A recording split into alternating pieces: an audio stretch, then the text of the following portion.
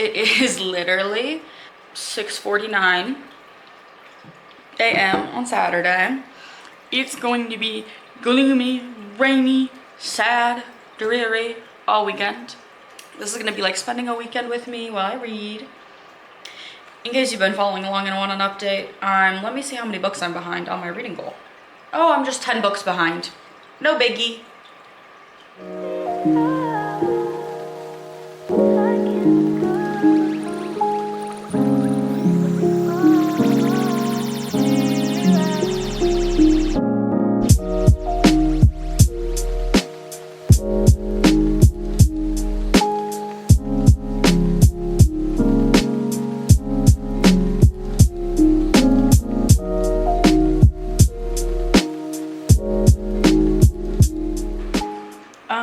Welcome back to Isabel's super chill day. Oh, I have chill day and I have my baby. I have my baby. That's my baby girl. Look at her biscuiting on me. Okay, I am 6% into Listen for the Lie. I'm not far enough in to like have any definitive thoughts truthfully, but like I am having a love-hate relationship with the writing for sure. It's like, I don't know, maybe it's my age, but it's like borderline funny and borderline millennial cringe at the same time. I can't decide which, but I'll let you know if I like come up with a decision on that front, I guess. Hello. This is not a mukbang by any means, but I did get my food. And on a very chill day, whoa, this is a weird cup. I got a tea. No boba in it. Well, actually, I think there is boba in it. I'm not sure. So I don't know how to open it, really. Oh! Oh, I just opened it. This is like it's a strawberry kiss fruit tea. Let me try. That's really yummy. I kind of forgot it was tea for a second. It does have popping boba in it also. Forgot it was tea for a second though. And I was like, why does it taste like tea? Okay. Then, got sushi. Okay, I got this fried tofu. So I'm a little bit farther into Listen for the Lie. I am liking it a little more now. I think the main character is funny, actually. I'm very curious, obviously, to know who did it. But also, I'm really enjoying the podcast aspect of it and how like I do feel like I can hear it in like the podcast form when I read the podcast parts. I like the podcast parts more than I like any other parts. I'm trying to suss out a vibe. I don't have any theories yet and I'm trying to come up with one, but I don't really have any yet. So who knows?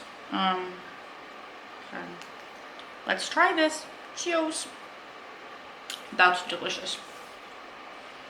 Exactly what I wanted. Howdy everyone. I'm back. I'm 79% through. I picked it up at lunch. I have a half an hour lunch at work. I picked it up and girl, it was like 12:25 and I was like, I don't want to go back. I just want to read. I don't want to go back. So it's safe to say that it's got me like hooked. That being said, I'm still not expecting much from it. I don't know. There's been like twists, but they haven't been twisty for me. Or twisty enough. I don't know what it is. It's not astonishing me by any means. Anyways, I caught up on like 4 episodes of Love Island tonight. I'm not gonna be able to watch the one that airs tonight just because it's like, it comes out at 9 and not to be that person, but like I'm trying to go to bed at 9. It's just shocking to me that I'm in such a terrible mental space and also wanting to read, but I think it's that it's like a thriller that's keeping me entertained for once in my little life. So we'll see what I get up to after this once I finish it.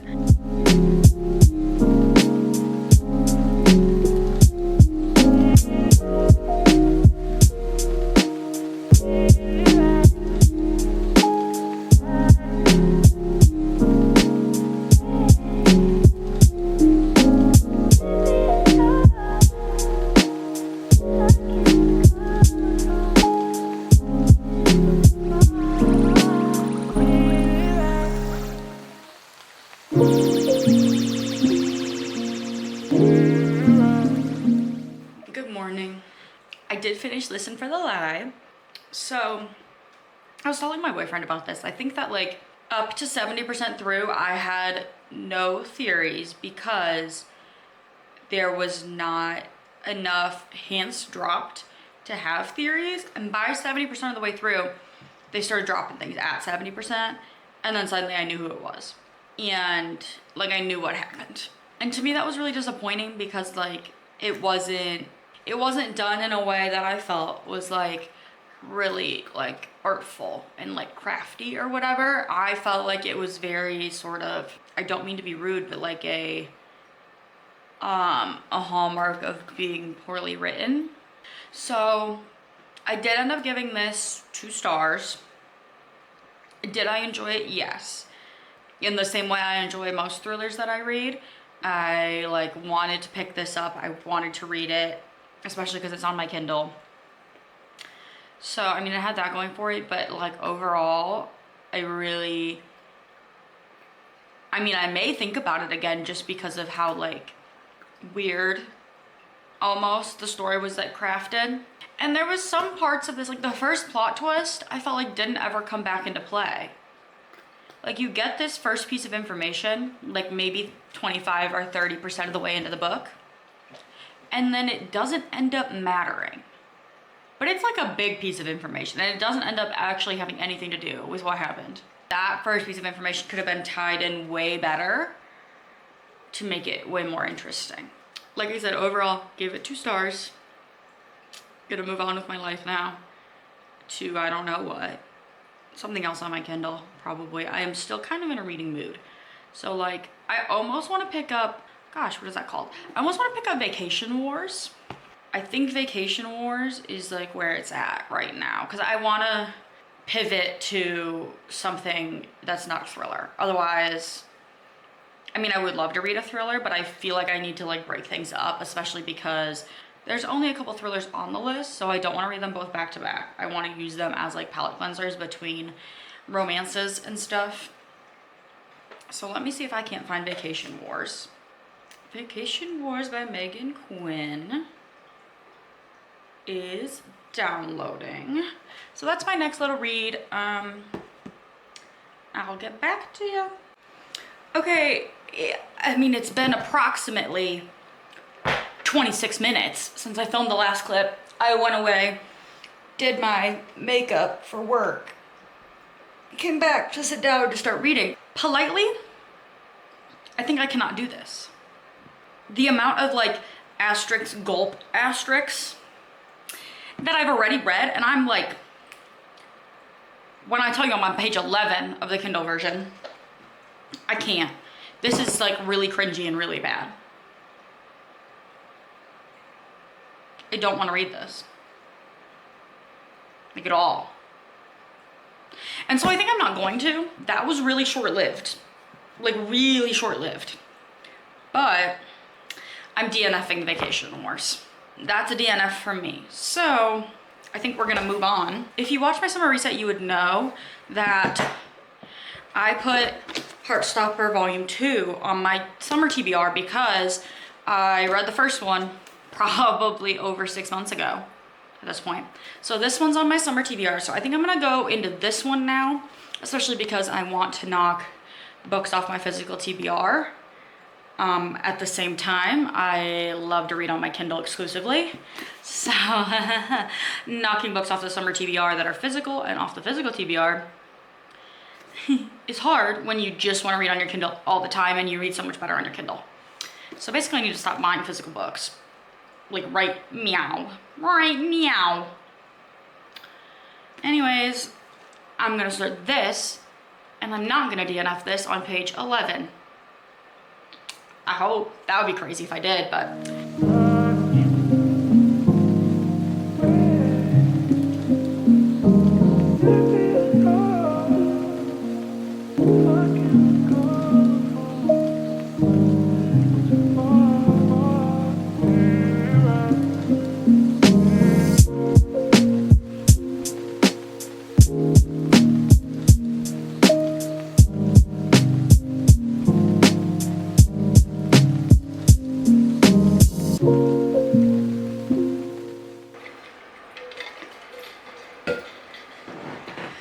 Good morning.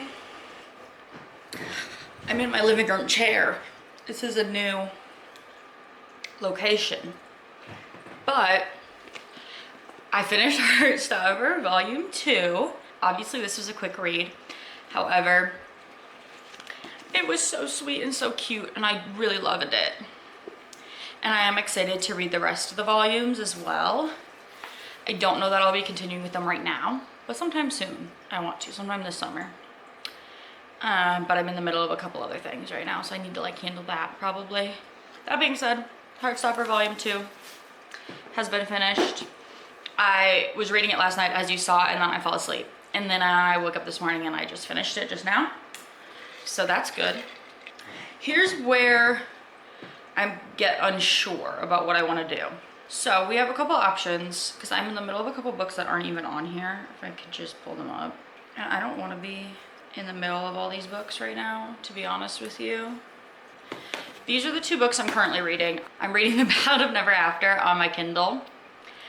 And this might need to be a priority just because it's from the library and I actually don't know when it needs to go back. I don't remember how far in I am. Less than 50%, I think. And I'm also I picked up about a month ago, literally, I picked up 28 Summers by Lynn Hildenbrand. And I'm so bad at reading physical books these days. So I literally had not touched it. However, I'm like this far in, and this is on my summer TBR, and it's been on my physical TBR for a long time. And so I want to get that done. So I don't know which one of these I want to pick up like right now. Like I said, this is due back at the library, so I might have to go with The Ballad of Never After. I am gonna work on this, is what I've decided now. Because 5 days is not a lot of time, and I have a lot of this book left. I'm stuck between a rock and a hard place because Casa Amor, sorry, I feel like my ear is really loud. Casa Amor starts on Monday, which mind you, is tomorrow. I'm not caught up. I just finished Wednesday's episode. All of this is Love Island, by the way. And I want to keep watching to be caught up for Casa Amor. Like, I want to be as caught up as possible. I'm not caught up. That being said, I also want to finish this reading vlog. And to do that, I have to finish the Ballad of Never After. Which actually, I've been reading it. I was reading it at the gym. And it's been going really well. I'm at 53%. Okay. Let me not say it's going really well. It's going really quickly. I find it to be a light, fluffy read, and I know it's YA. It's so magical and light and fluffy if you don't think about it. If you have complex thoughts, you better stop, because it's not gonna do well with this book. There's no logic behind any of it, I think. There's no logic behind any decisions that the main character makes. And it does drive me bonkers because people say things, she believes it. She has no like complex thoughts about anything, it feels like. They're on a quest to find these stones, and Evangeline decides that they need to go to this party because they're gonna be there. And the jump from like, we're looking for the stones to like, they're gonna be at this party was a massive leap. And like, when I tell you, it was just like, bloop, bloop. It was a little hop, skip, and a jump over. And there I was still over here like, huh?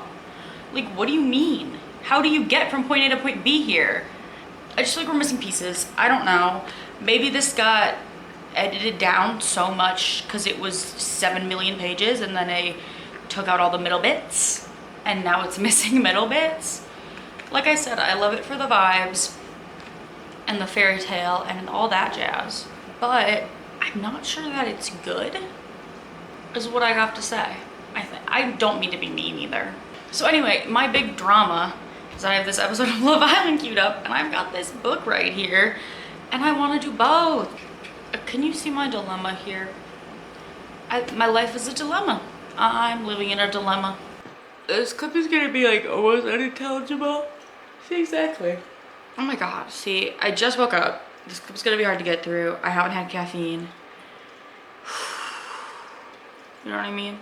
I came all the way on here to say I finished The Ballad of Never After last night. I really do stand by what I said earlier, where it felt very choppy and random. And like, especially at the end, stuff started happening that I was confused about why it would even be happening. Period, point blank, period. Maybe I wasn't paying enough attention. I don't know. I finished this right before I went to bed and then I went to sleep. So I can't say like sat on the rating at all, but I do think it's like a 3.5 stars. And it's like higher because of the vibes. And also, I realized during this book that I love Jax. Like, he's really high up there with like top book boyfriends right now. I love him. And that turned the book around for me, frankly. The fact that he was there, I was in. And like, even the romance, not even just him, but also the romance I was in for. I don't really understand why someone would like Evangeline. And sometimes I'm like, maybe I'm not paying attention, but I don't know if I could name a character trait of hers besides like naive. But all that being said, the romance is really cute and sweet, and I love Jax. And I did love the dynamics that were going on, especially towards like 75% through the book. All that being said, I came out here to end the video, so I hope you have an amazing day or night, wherever you are, whatever you're doing. And I hope you enjoyed watching me read a little bit.